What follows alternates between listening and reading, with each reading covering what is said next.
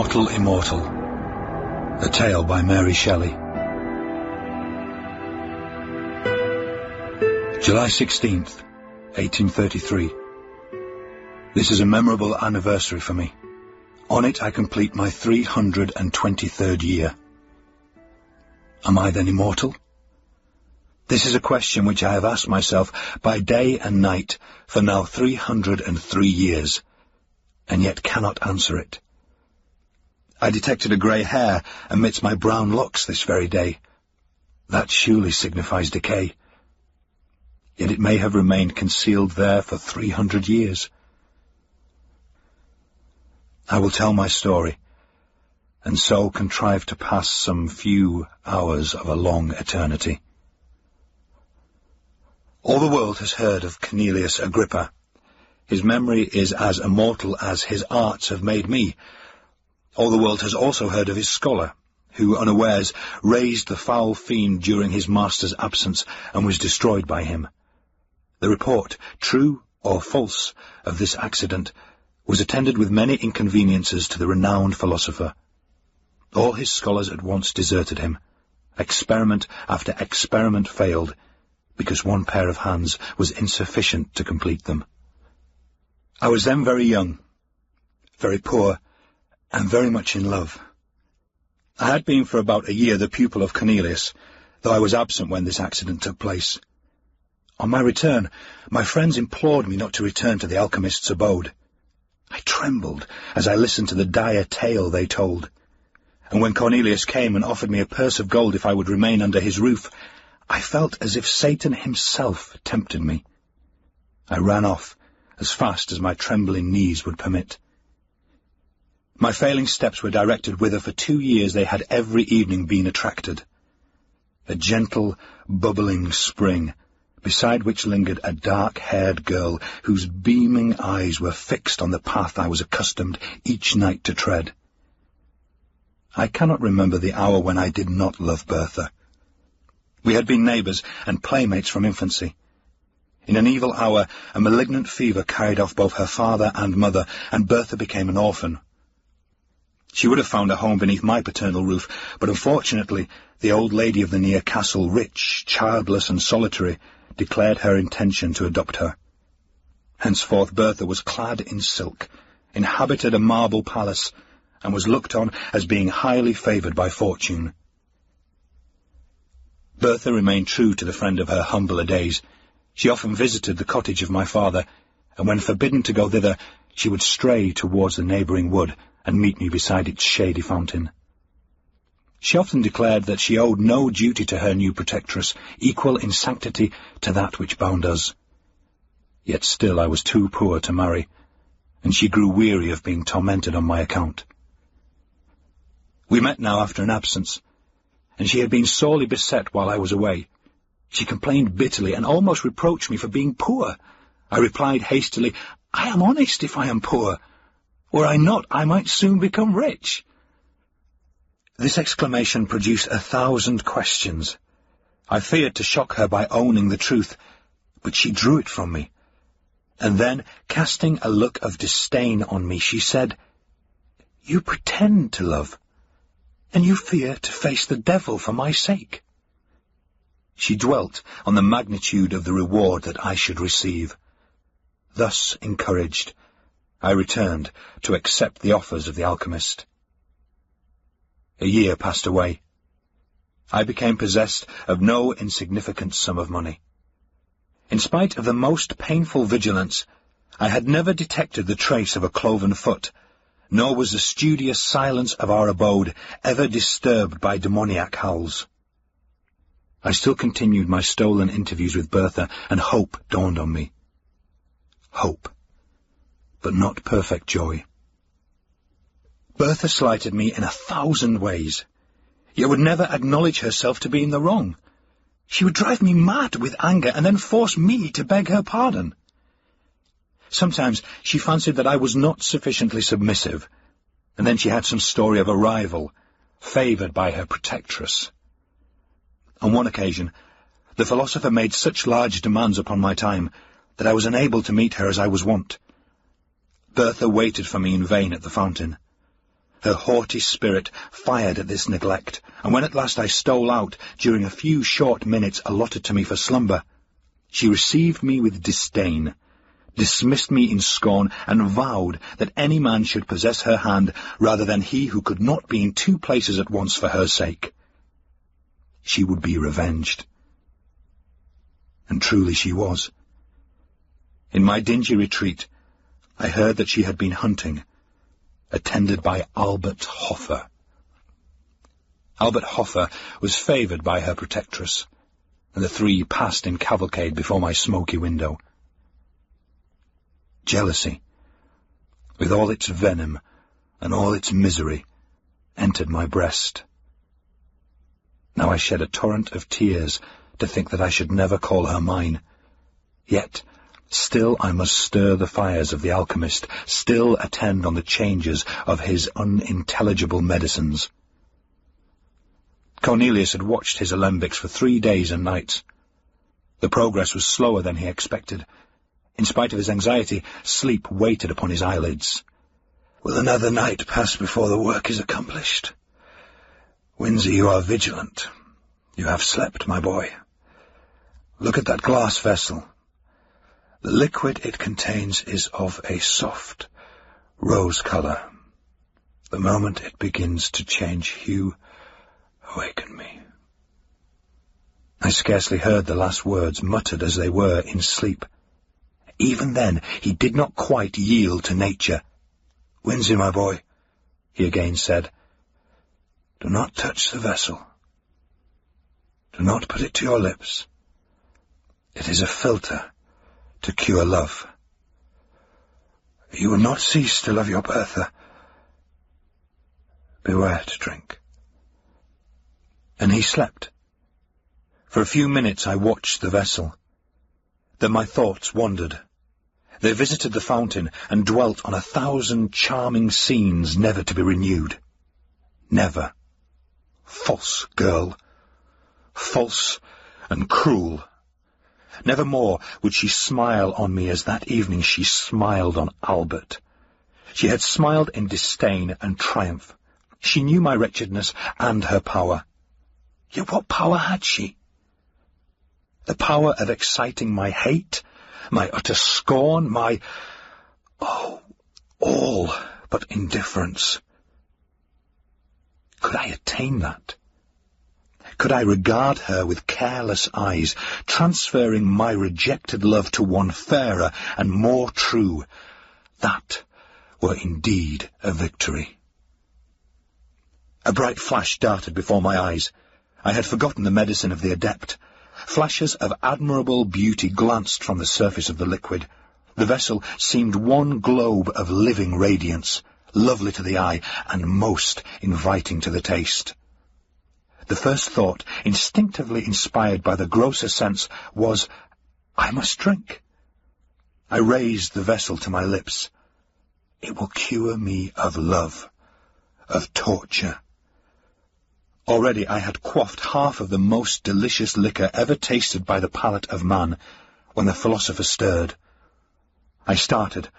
I dropped the glass. The fluid flamed and glanced along the floor, while I felt Cornelius's gripe at my throat, as he shrieked aloud, Wretch! You have destroyed the labour of my life! The philosopher was totally unaware that I had drunk any portion of his drug. His idea was that I had raised the vessel from curiosity, and that, at the flashes of intense light it gave forth, I had let it fall. I never undeceived him. The fire of the medicine was quenched. He grew calm, as a philosopher should under the heaviest trials, and dismissed me to rest. I will not attempt to describe the sleep of glory and bliss which bathed my soul during the remaining hours of that memorable night, or of the gladness that possessed my bosom when I woke. This it is to be cured of love, I thought. I will see Bertha this day, and she will find her lover utterly indifferent to her.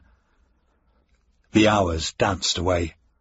The philosopher, secure that he had once succeeded, and believing that he might again, began to concoct the same medicine once more. He was shut up with his books and drugs, and I had a holiday. I hurried beyond the precincts of the town, joy in my soul, the beauty of heaven and earth around me. I turned my steps toward the castle. I could look on its lofty turrets with lightness of heart, for I was cured of love. My Bertha saw me afar off as I came up the avenue. At the sight, she sprung with a light fawn-like bound down the marble steps and was hastening towards me. But I had been perceived by another person. The old, high-born hag, who called herself her protectress and was her tyrant, had seen me also. She hobbled, panting, up the terrace. Bertha clasped her hands. Her eyes were still bent on my approaching figure. I saw the contest. How I abhorred the old crone who checked the kind impulses of my Bertha's softening heart. Hitherto, respect for her rank had caused me to avoid the lady of the castle. Now I disdained such trivial considerations. I was cured of love, and lifted above all human fears. I hastened forwards, and soon reached the terrace.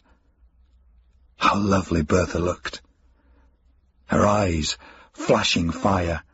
She was 1,000 times more graceful and charming than ever. I no longer loved.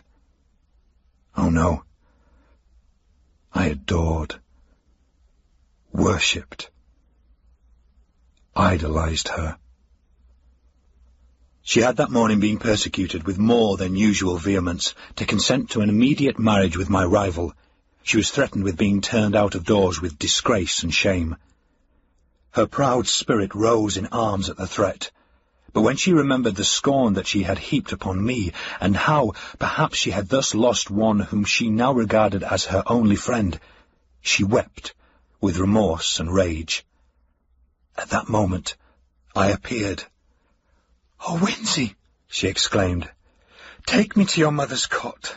Swiftly let me leave the detested luxuries and wretchedness of this noble dwelling. Take me to poverty and happiness." The old dame was speechless with fury, and broke forth into invective only when we were far on the road to my natal cottage. My mother received the fair fugitive with tenderness and joy. My father, who loved her, welcomed her heartily. It was a day of rejoicing. Soon after I became the husband of Bertha. I ceased to be the scholar of Cornelius, but I continued his friend. I always felt grateful to him for having, unaware, procured me that delicious draught of a divine elixir, which, instead of curing me of love, had inspired me with courage and resolution, thus winning for me an inestimable treasure in my Bertha. The drink of Cornelius had not fulfilled the task for which he affirmed that it had been prepared, but its effects were more potent and blissful than words can express. Bertha often wondered at my lightness of heart and unaccustomed gaiety, for before I had been rather serious or even sad in my disposition. She loved me the better for my cheerful temper, and our days were winged by joy.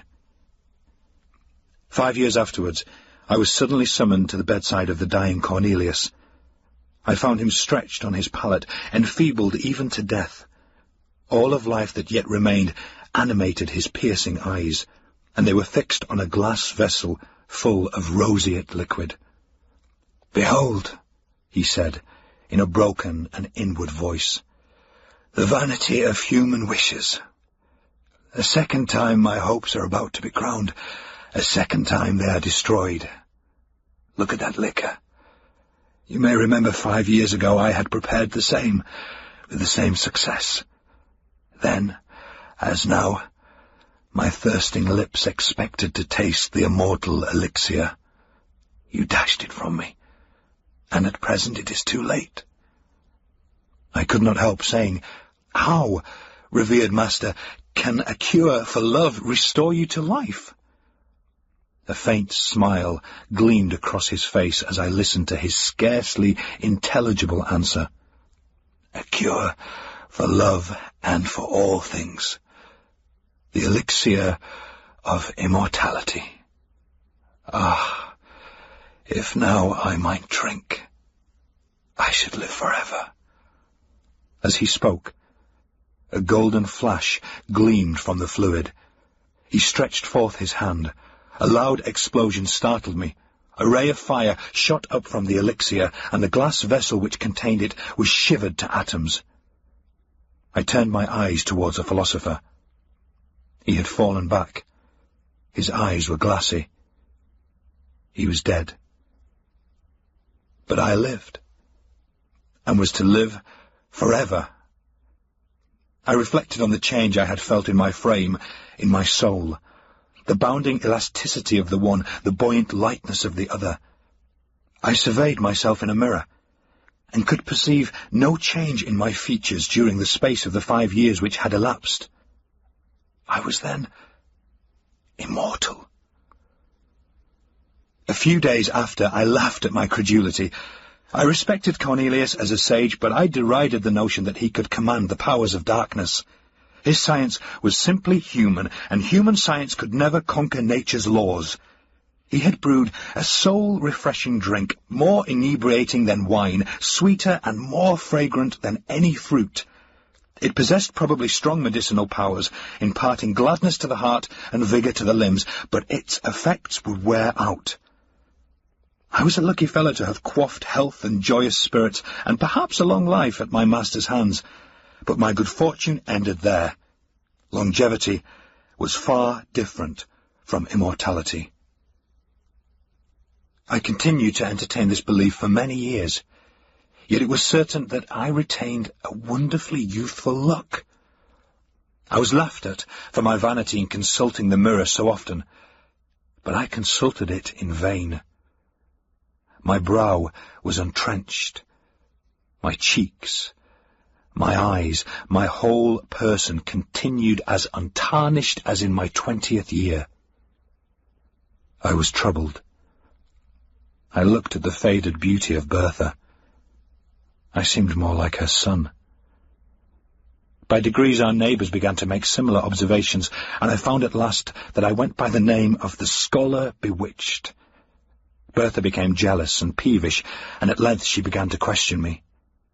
We had no children. We were all in all to each other, and though as she grew older her vivacious spirit became a little allied to ill temper, and her beauty sadly diminished, I cherished her in my heart as the wife I had sought and won with such perfect love. Our situation became intolerable. Bertha was 50, I 20 years of age. I had, in very shame, adopted the habits of advanced age. I no longer mingled in the dance among the young and gay, but my heart bounded along with them while I restrained my feet. We were universally shunned. I was reported to have kept up an iniquitous acquaintance with some of my former master's supposed friends. I was regarded with horror and detestation. We sat by our lone fireside, the old-hearted youth and his antiquated wife. Again Bertha insisted on knowing the truth. She described how much more comely grey hairs were than my chestnut locks. She descanted on the reverence and respect due to age. At length she insinuated that I must share my secret with her, and bestow on her like benefits to those I myself enjoyed, or she would denounce me. And then she burst into tears.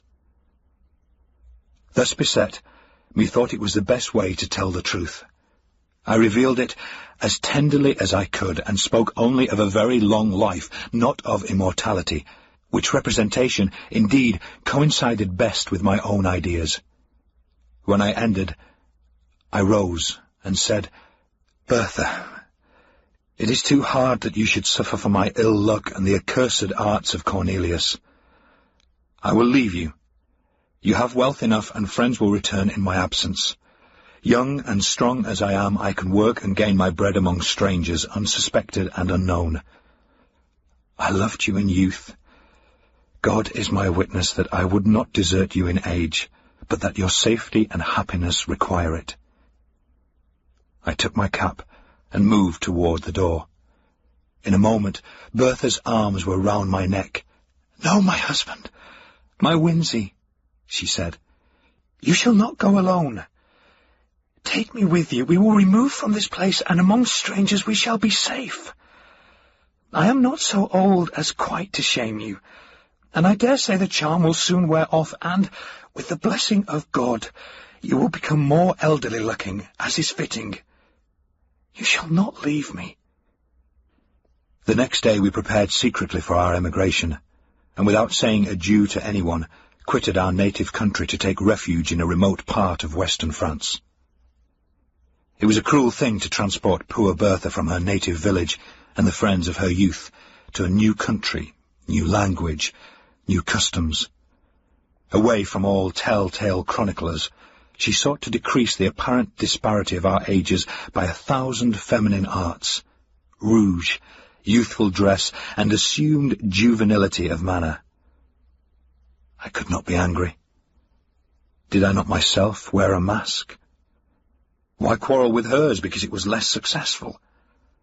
I grieved deeply when I remembered that this was my Bertha, whom I had loved so fondly, the dark-eyed, dark-haired girl with smiles of enchanting archness and a step like a fawn, this mincing, simpering, jealous old woman. I should have revered her grey locks and withered cheeks, but thus... It was my work, I knew, but I did not the less deplore this type of human weakness. Her jealousy never slept. Her chief occupation was to discover that, in spite of outward appearances, I was myself growing old. I verily believe that the poor soul loved me truly in her heart, but never had woman so tormenting a mode of displaying fondness. She would discern wrinkles in my face, and decrepitude in my walk, while I bounded along in youthful vigour, the youngest-looking of 20 youths. Her constant discourse among her acquaintances was that though I looked young, there was ruin at work within my frame, and she affirmed that the worst symptom about me was my apparent health. Her warnings chimed in with my never-ceasing speculations concerning my state, and I took an earnest, though painful, interest in listening to all that her quick wit and excited imagination could say on the subject. We lived on for many long years. Bertha became bedrid and paralytic. I nursed her as a mother might a child. She grew peevish and harped upon one string, of how long I should survive her. It has ever been a source of consolation to me that I performed my duty scrupulously towards her. She had been mine in youth, she was mine in age, and at last, when I heaped the sod over her corpse, I wept to feel that I had lost all that really bound me to humanity. Since then, how many have been my cares and woes? How few and empty my enjoyments! I have no beacon except the hope of death. Death! Why alone of all mortals have you cast me from your sheltering fold? Am I immortal? I return to my first question. In the first place, is it not more probable that the beverage of the alchemist was fraught rather with longevity than eternal life? Such is my hope. And then be it remembered that I only drank half of the potion prepared by him. To have drained half the elixir of immortality is but to be half immortal. My forever is thus truncated and null. But again, who shall number the years of the half of eternity? I often try to imagine by what rule the infinite may be divided. Sometimes I fancy age advancing upon me. One grey hair have I found. Fool! Do I lament? Yes. The fear of age and death often creeps coldly into my heart, and the more I live, the more I dread death, even while I abhor life. Such an enigma is man, born to perish, when he wars as I do against the established laws of his nature. But for this anomaly of feeling, surely I might die. The medicines of the alchemist would not be proof against fire, sword, and the strangling waters. I have gazed upon the blue depths of many a placid lake, and the tumultuous rushing of many a mighty river, and have said, Peace inhabits those waters. Yet I have turned my steps away, to live yet another day. I have asked myself whether suicide would be a crime in one to whom thus only the portals of the other world could be opened. I have done all except presenting myself as a soldier or duellist, an objection of destruction to my... No, not to my fellow mortals. And therefore I have shrunk away. They are not my fellows. The inextinguishable power of life in my frame and their ephemeral existence places us wide as the poles asunder. I could not raise a hand against the meanest or the most powerful among them. This very day I conceived a design by which I may end all, without self-slaughter, without making another man a Cain. An expedition which mortal frame can never survive, even endued with the youth and strength that inhabits mine. Thus I shall put my immortality to the test, and rest for ever. Or return, the wonder and benefactor of the human species. Before I go, a miserable vanity has caused me to pen these pages. I would not die and leave no name behind. 3 centuries have passed since I quaffed the fatal beverage. Another year shall not elapse before, encountering gigantic dangers, beset by frost, famine, toil, and tempest, I yield this body too tenacious a cage for a soul which thirsts for freedom, to the destructive elements of air and water. Or, if I survive, my name shall be recorded as one of the most famous among the sons of men, and, my task achieved, I shall adopt more resolute means, and by scattering and annihilating the atoms that compose my frame, set at liberty the life imprisoned within, and so cruelly prevented from soaring from this dim earth to a sphere more congenial to its immortal essence.